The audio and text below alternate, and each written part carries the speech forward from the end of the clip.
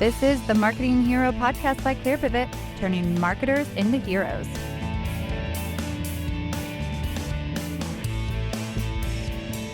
Welcome to the Marketing Hero podcast. I'm your host, Maya Wells.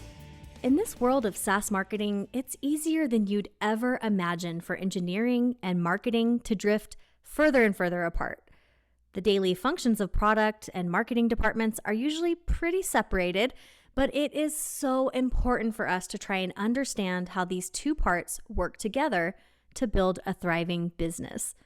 Our guest today is Abishek Surana Rajendra. He is the Senior Director of Organic Growth at Course Hero. We're going to talk today about Abhishek's engineering background and how that has informed his current focus on SEO, because there's such an interesting aspect here that many marketers and less technical people like me, may overlook. And that's the behind-the-scenes role of product and technical SEO in attracting the right organic traffic. Abishek Surana Rajendra, welcome to the show. Thank you so much for having me, Maya. Thank you for that introduction. It's an honor to be here. And like I mentioned right before the episode started, there are so many experts that have come to this show. So it's a complete honor to be on this Marketing Hero podcast. And you had to bring your A game here. So thanks again for having me. Well, thanks for being here. We really do appreciate your perspective because it's a unique one. So we're going to get into that in a couple of minutes here. But I want to start off with a question that I like to ask every single guest. What's your favorite part of your career and how did you figure that out? Yeah, the favorite part of my career is everything that I do with SEO, everything that I do with growth, user acquisition, to be able to make a direct and tangible impact on the business by making smart SEO investments and by simply expanding the visibility of your products via organic channels. To me, that is something that has resonated with me right from the beginning, just that business impact that you can make. Because at the end of the day, ideas are aplenty, ideas are free, but engineering is not.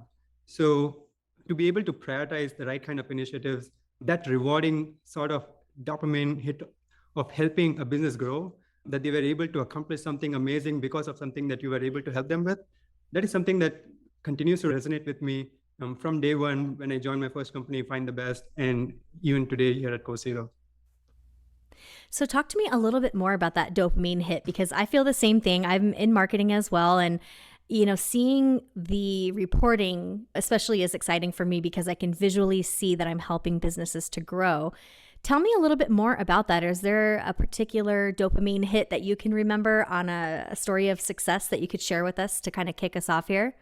Yeah, one of the first things that I did when I joined Course Hero was to do an SEO audit for them. Again, I joined as an engineer. I have that engineering background. I was an engineering manager post that, but that SEO experience that I had gained from my previous work experience, that I tried to brought it to Course Hero.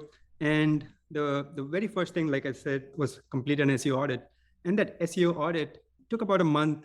I came up with 50 different recommendations for the company, prioritized highest priority, medium, low. And the company ended up actually implementing all 50 of those in the next 3 months. Wow. And as a result of that, we saw our growth rate go from about 30% year over year to close to 200% year over year. And again, not a small denominator to begin with. We were fairly successful even at that time. So that is where that real passion to continue focusing on SEO, despite my engineering background and the role that I was hired for, really grew for me. And then over time, as the business grew and the opportunity here became more evident and larger, we just made the shift and built this SEO team. That sounds really exciting. So it was kind of this shift in your career. Before we go into a little bit more detail about that, can you just back up and tell us briefly, what is Course Hero? Just kind of want to give a context for what we're speaking about today. Of course. So Course Hero is a connected learning platform. It was founded in 2006 and today has more than 60 million course-specific study resources. And these are created by students, for students, and educators use our platform as well. Students from all over the world use a platform to get access to course-specific notes, study guides, understand their homework, practice their exams, and educators use our platform to find teaching resources. They want to curate their classroom instruction and to connect with other teachers. So our content is notably inclusive of a lot of these documents, notes, practice tests, tutor-supported Q&A, and textbook solutions. And it's an ever-growing library. Because of our business model, we are getting content from users at the rate of knots. Like every single year, we get tens of millions of new unique pieces of content that is industry-specific, education-specific, that really continues to expand our organic reach. And what we have learned over this period is hey, if you're building these amazing products, web-based products, these documents, these notes, this Q&A, and this study guides, might as well take the time to make it discoverable by Google, because there's no point building all of these amazing products if they're not going to be used by users. And one of the best channels to acquire users is SEO and via Google.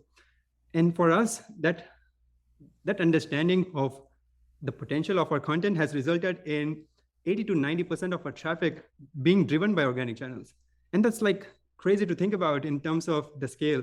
Even from that 80, 90%, most of that is coming from Google. And thanks to our continuous growth over the last few years and the 4 new awesome acquisitions in the last 12 months, this year we are on track to hit 1 billion visits, 1 billion organic visits. And that is only possible if you have built a culture of SEO.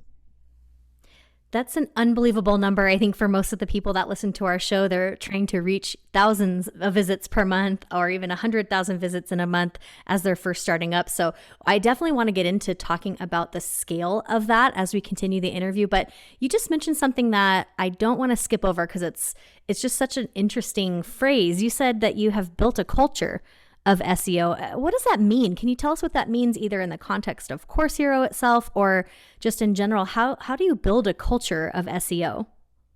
It starts by evangelizing the enormous potential of SEO.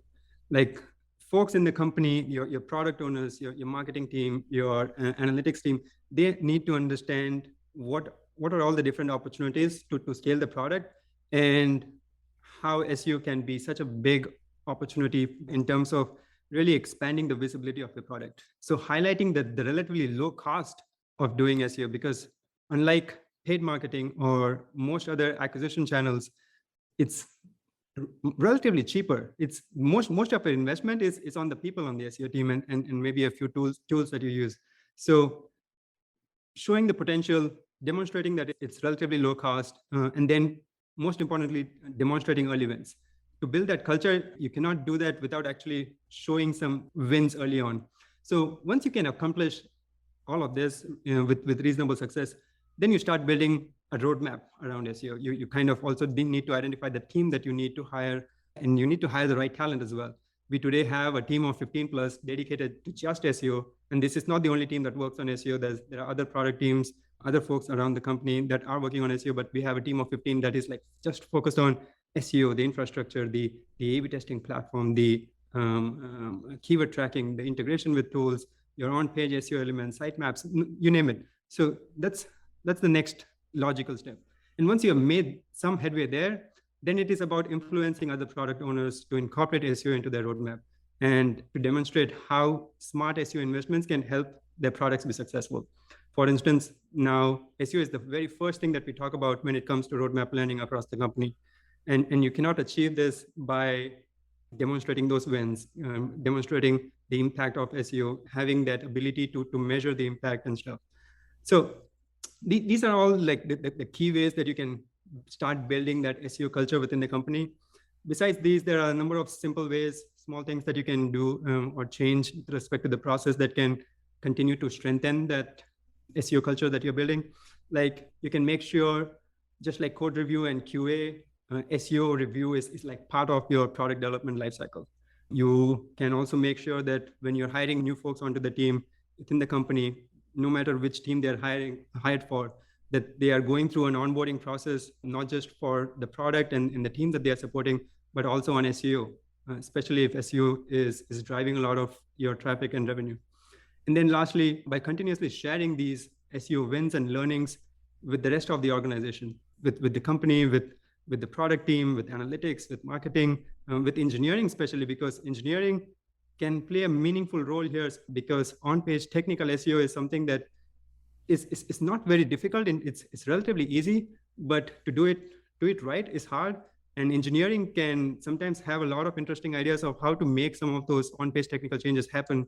So getting their buy-in is something that we strive for as well, and has helped us. Some of our best ideas have come from engineering team. So that's just getting the team excited about what we do, and benefiting from all of their thoughts, insights, and that culture that we would build around SEO. And so for people like me who work on the content side and do content marketing all the time, we kind of get it that SEO is important. It's important for what you call things in a product. It's important to think about how people actually search for that solution. So I feel like half the audience that we're speaking to will get it and get why this is such an important connection. And maybe the other half won't. And I'm wondering, what does it actually look like when you're not building a culture of SEO? Maybe there's an example from your career you can think about before this that maybe it wasn't done in this way, where we're bringing together so many different aspects of a company to at least understand the importance of SEO. Can you think of an example where it doesn't go well, where maybe, product development is working in a silo away from marketing? And I can think of an example where we may be using the wrong terminology even to describe what a product actually does in terms of gaining organic traffic for that, because people don't really know that term, for example. Maybe it's jargon, or maybe it's your proprietary term, the way that you talk about a certain solution. I'm just kind of thinking in my mind of, this is a really cool ideal, right? Like, bringing together engineering and everyone in the company to understand SEO and build together towards organic traffic. But what does it look like when we're not doing that? Yeah. And when I said that we have built a culture around SEO, it's still not perfect. There are several instances even today where what you just shared happens, where a certain new product owner or a new team that we're building, or someone new hired onto the team, they may not fully understand the impact on SEO, the issues that might come up when working on different product initiatives. So one such example that, again, that happens from time to time for us, because we are so driven by user-generated content, our focus on, from an SEO perspective, there are a couple of things. One is the amount of content, and then the quality of content. And let's say that the product owner is focused, is goaled around like how much content we are able to acquire or create. And it's independent of the quality and how much traffic is driving, how many conversions it has. What that can lead to is you having a negative impact on your crawl budget. Your indexation might go down. The pages that are getting indexed might not be driving enough organic impressions, and Google can react to it. Like, it can see that, hey, I'm sending traffic to this site, but it's not, there's a high bounce rate. Folks are not spending enough time on the site. So it happened multiple times where we had to make sure that, hey, while content acquisition and quantity of content is important, we need to make sure that we are also focusing on the quality of the content. And we have built an entire system around this, where we have manual checks. In some instances, we would have ML participating to understand the structure of the content, to understand the formatting of the content, what is identified as valuable versus not. So this is one example where that culture, despite being built in the company, was lacking in one instance, where we then again had to demonstrate how the focus being just on quantity can have a negative impact on the rest of the goals for the company. And it's not something that's useful only from a SEO perspective. Even for users, if you are publishing a ton of content that's lacking demand, that's going to negatively impact your user experience and the trust that you're building with your users as well. So that's one example I can share here. And that's a great example. So for those of you out there who are demanding that your content team produces one blog per week, no matter what, think about that, because quantity is not necessarily the only goal, according to Abishek here. So definitely an important point. Now, you mentioned really amazing results. I mean, you're talking about billions of visits here and building this company-wide culture of SEO. You've skyrocketed organic traffic. We're talking of millions of monthly visits. And I think you mentioned you've gotten even like 150% year over year gains with what you're doing, right? Yeah, we have Yeah. seen success in the early years and a larger success in the early years as you're continuously lapping that. Incremental success are not like 150 or 200%, but still meaningful wins across the board. Mm-hmm. Definitely. Well, so you've mentioned a couple of points of what you did to get there and how you're continuing to see this type of growth year after year. And it included some stuff I'd really like to dive into because I don't know enough about this, and I think some of our listeners would benefit too. So there's a couple of bullet points that I want to talk about. One of them is you mentioned when we were preparing for this interview about cleaning up technical debt. So I want to talk about that. I want to talk about optimizing on-page SEO. You said engineering can actually really have great ideas when it comes to that. So let's talk about that a little bit more. And then there were some other techniques like internal and external link building, integrating SEO deep into all product decisions. Now that's a really great topic that we will dive into in a minute here. You know, you've experienced and explored various advanced SEO tactics. So we want to get the juice from you on that. And then definitely the idea of working closely with engineering and product and design and, you know, just everybody else, analytics teams, because we oftentimes see SEO almost as an afterthought or, you know, just somebody out over there that works in a cubicle we don't talk to much, or even an outside contractor that it doesn't even work inside the company. So I want to go through some of these efforts individually, just because I think these are all just these 6 different ways that you're working have had a huge impact on your organic traffic growth. So what is technical debt and how do you clean it up and what does that have to do with SEO? Absolutely. So technical debt here refers to SEO technical debt when I'm talking about technical debt on the SEO side of things. So it's anytime you let's say run a crawl analysis using a tool like Bodify or Deep Crawl or Screaming Frog, we constantly find several small issues. Your on-page elements might be off, your titles, your meta descriptions, your linking. You might have other small crawl issues resulting in redirects, 404s. You might identify structured data issues and whatnot, right? So I encourage marketers to have a running backlog of such tickets for the team by reviewing the technical health of your SEO on a monthly basis. And during this exercise, we need to also constantly think about the user. If you're only focused on identifying SEO issues, you might propose a solution that might help from an SEO perspective, but might have a negative impact on SEO. So always think about the user. At the end of the day, you are designing a product for the user, not necessarily for the bots. We just need to find the right balance between the two. Because for me, successful SEO is not about tricking Google, but to partner with the search engine to provide the best experience, the best search results for its users. So once you have a backlog of issues and you have vetted it, at Course Hero, what we do is we organize what we call SEO-thons, and this is organized on a quarterly basis. We run it for 2 weeks. The entire team of engineers, product, and analytics within the SEO team, we are part of it. And during this period, this team is focused on squashing bugs, all kinds of SEO bugs, cleaning up technical debt. And we also kind of make it fun by gamifying it, by making it kind of a competition for our developers. We include some prizes. We follow it with a fun team activity and that adds cherry to the cake. So it's one of many ways you can go about tackling technical debt. You can also try to make it part of your sprint planning process, where every single sprint you have a bunch of issues or SEO tech debt initiatives that are in the backlog, so that folks, engineers, when they have some downtime, they can pick it up and clean it up. Because these tech debt kind of initiatives, they're never going to be prioritized. That's not the highest priority for the product. That's not going to have the biggest impact. But just having that running backlog and continuously working on it and making sure that most of the pages are compliant, it goes a long, long way. So Abhishek, what does it actually mean to integrate SEO into product decisions? I think that's a really new concept for us here at the Marketing Hero. What does it mean to even do that? Can you tell us more about how product and SEO work together at Course Hero or any other place that you want to bring up? Yeah. So integrating SEO into product decision means that SEO is a function or a feature of the product. It means that product is designed with SEO input from the beginning, as opposed to layering it on top of it near the very end when you're launching the product. So it's less about optimizing something after it's made and more about optimizing something before it's made. So it is important that you work very closely with your different product stakeholders during their planning phase and brainstorm opportunities to drive impact. and identify gaps and opportunities for the product when it comes to their organic potential.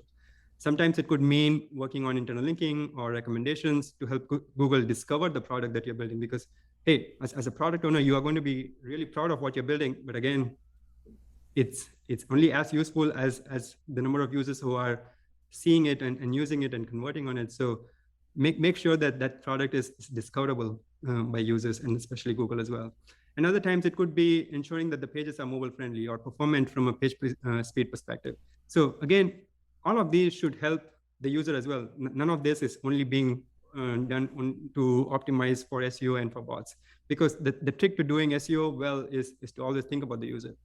And something that really helps when having these conversations is to have an accurate tracking of your key SEO funnel metrics. Just like you have user journeys, you have conversion funnels, there's also an SEO funnel that the team needs to understand and be aware of. Think of any page, like you're either creating a blog content or launching a new page type.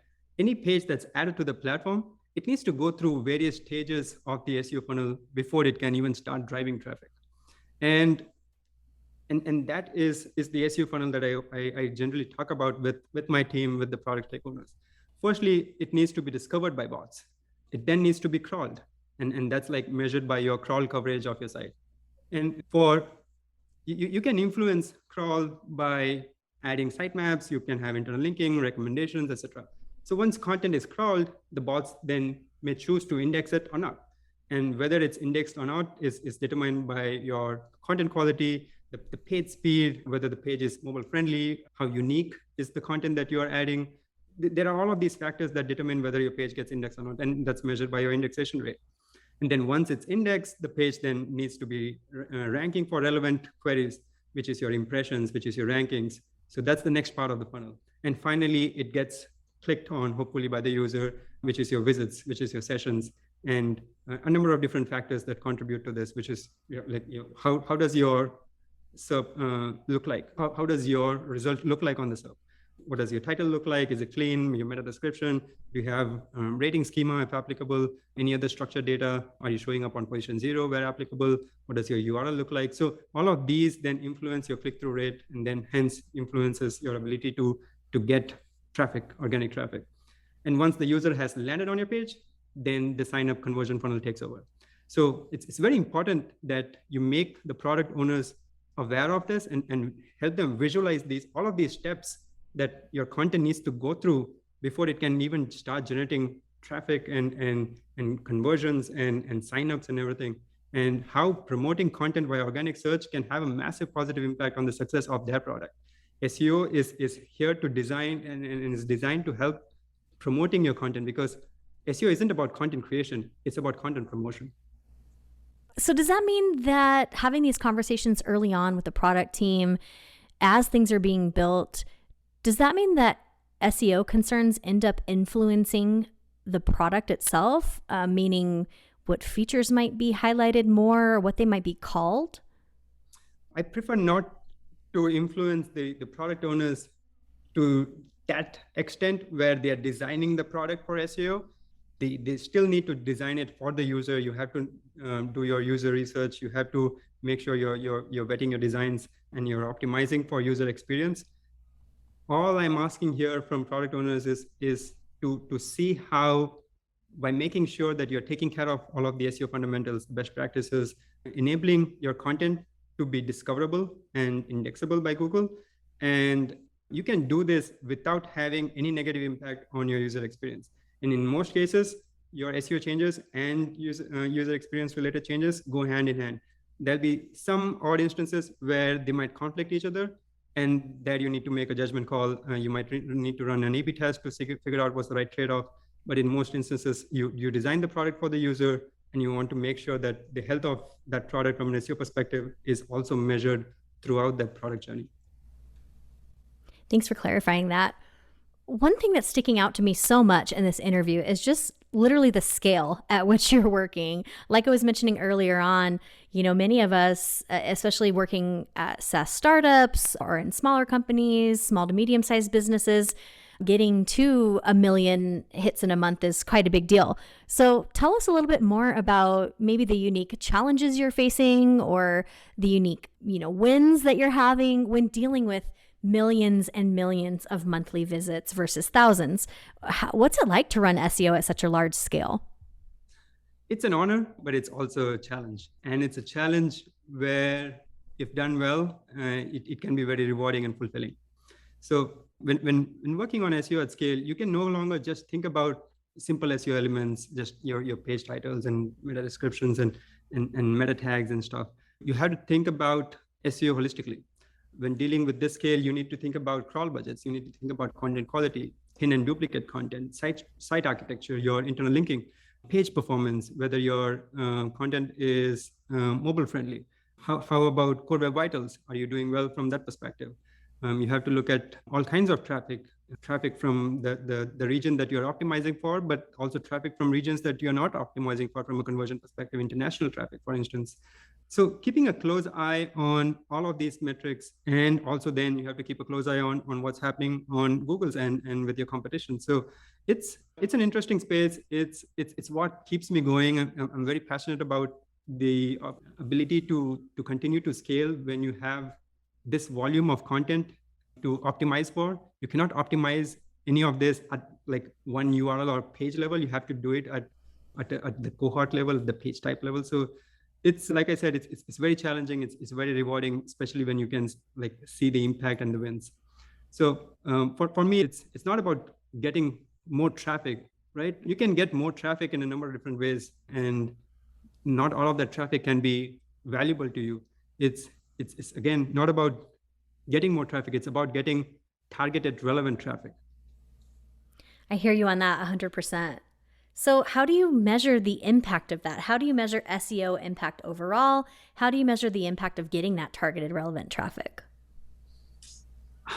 Yeah, I truly believe in what gets measured gets improved. So one of the things that I recommend any SEO to do, especially when they're managing a large site and have either tens of thousands or hundreds of thousands or more pages, is to invest in an SEO A/B testing platform. Oftentimes, this could mean building your own because there might be some limitations of any off-the-shelf platforms that might be available.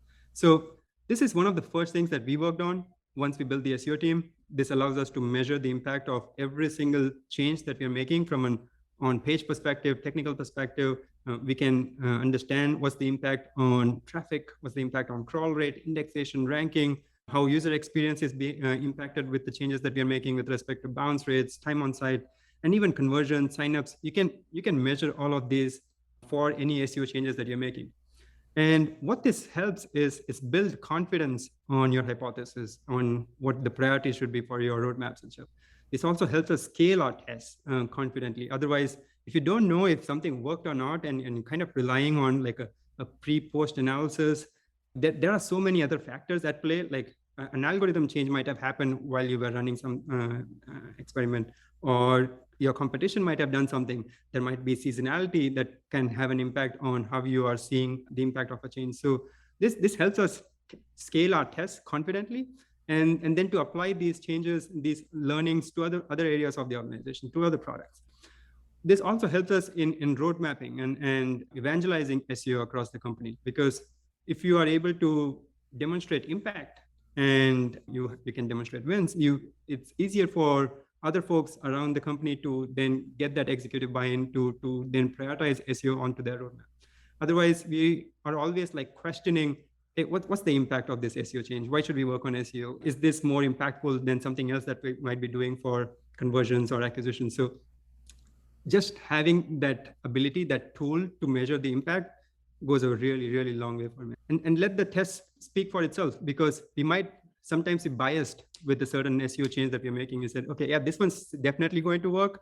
And if we are not testing it, you may never be able to actually know whether it worked or not, because a certain best practice might work for some other site, but for your industry, for your domain, for your product, it might not work. So this SEO A/B testing platform really goes a long way in understanding the impact of your changes, communicating that impact, and then using that to then scale your future initiatives.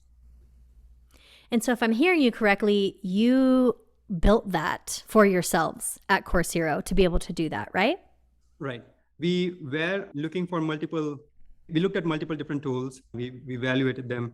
Unfortunately, we were not able to find anything that met our needs. So we spent about 3 months, an entire quarter, to build that tool for ourselves. And since then, every single year, we run dozens of SEO tests. And to begin with, it was being used by just my team. On the SEO side of things, now the entire organization on the product side is using this platform. Wow. So maybe you can even launch that as a side product someday, because I know there's a lot of us out there that are hanging on to your every word and thinking about, wow, how can I apply some of this to my business that I'm growing? That's really, really useful to think about it in that way. Well, can you tell us, Abishek, what is next for you, either within Course Hero or in life in general? What are you most excited about that's coming up soon for you?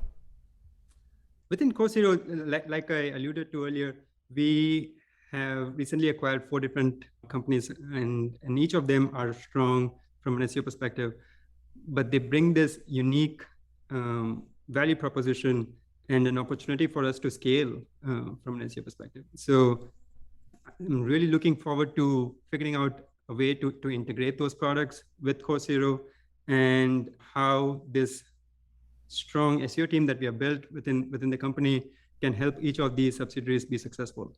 So that's something that I'm looking forward to. I'm also looking forward to where this SEO industry is headed. It's crazy, it's volatile, it's ever changing. And I would like to say it's changing for the better for the most part. There might be maybe a change here or there from Google's perspective that might not be something that you completely agree with. But otherwise, I would say 95% of the changes that Google's making on their end is beneficial to sites. So looking forward to that as well.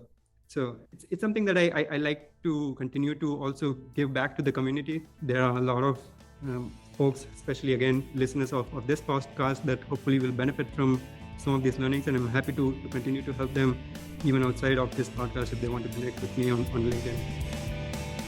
Well, there you heard it, everybody. You can connect on LinkedIn.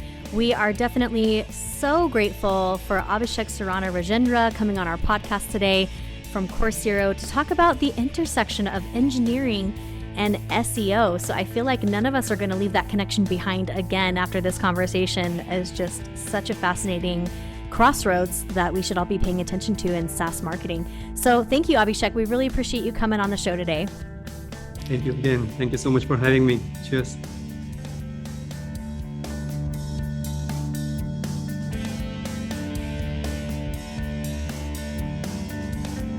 You've been listening to the Marketing Hero podcast by ClearPivot. Be sure to join us next time. For more information, visit www.clearpivot.com.